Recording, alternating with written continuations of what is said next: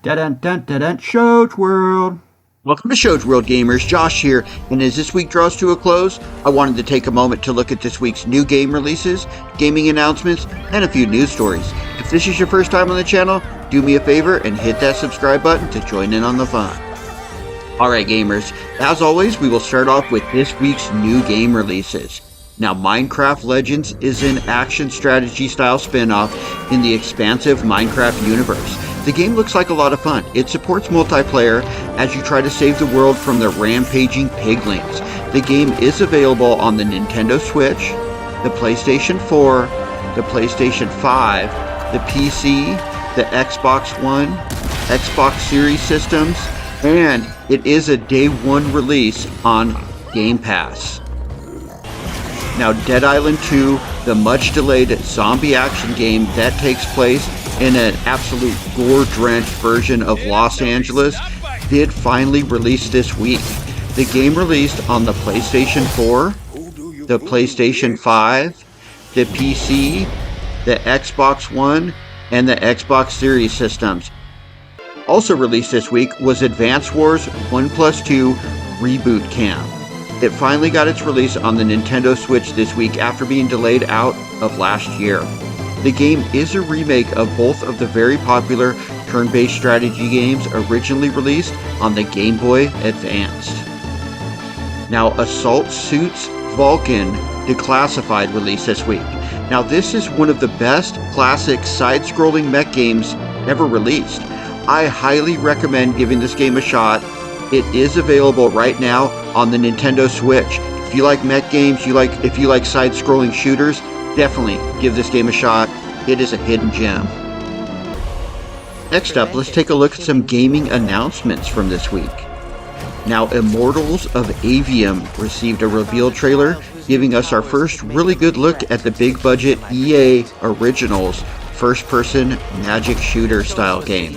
Coming from Ascendant Studios, the game is up for pre-order with a scheduled release date of July 20th for the PlayStation 5, the Xbox Series systems, as well as the PC.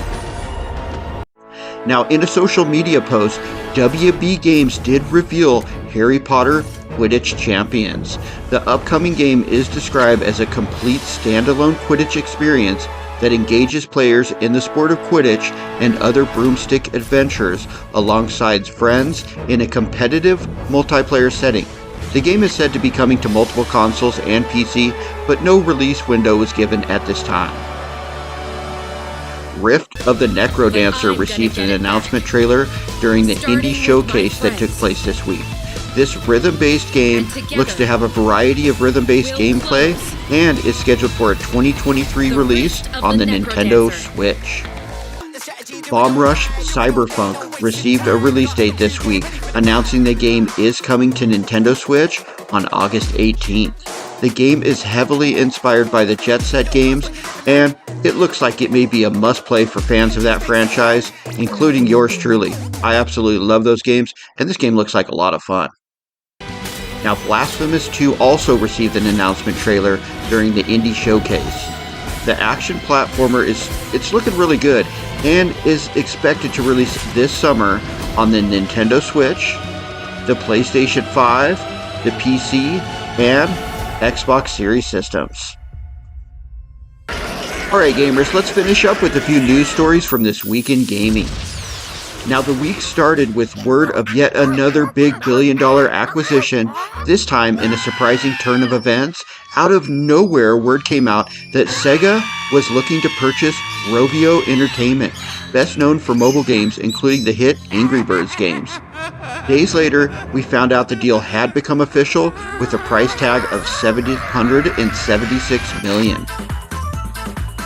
Next up, we got word that the upcoming Sonic the Hedgehog spin-off Knuckles series will be coming to Paramount Plus, and it's actually in production. The series will pick up after the events of the second Sonic movie and will lead us into the upcoming third theatrical Sonic the Hedgehog movie. Now, another Nintendo Direct took place this week. This time, we got an Indie World event showcasing upcoming indie games coming to the Nintendo Switch. The showcase started off showing a lot of kind of more casual style games, and some updates for games such as Cult of the Lamb and Shovel Knight Pocket Dungeons. The second half of the showcase had a variety of games, some of which we discussed earlier, and Heslagrad Remastered being shadow dropped, and that game looks really good. I might actually have to give that game a shot when I get a chance. Now, a new LEGO gamer line was announced this week, as we are now getting official LEGO Sonic the Hedgehog sets. They showed off some really cool looking sets, as well as Sonic, Tails, and Amy minifigures. The sets are scheduled to release on August 4th. Alright gamers, that concludes this week in review for the week ending on April 21st. The week started with the Super Mario movie continuing its box office dominance as it continues breaking records worldwide. Then, we got word that Joseph Staten, best known for his work on Halo, is making a AAA game for Netflix. And the week ended with the over-the-top action zombie-killing game Dead Island 2 finally releasing after years of delays.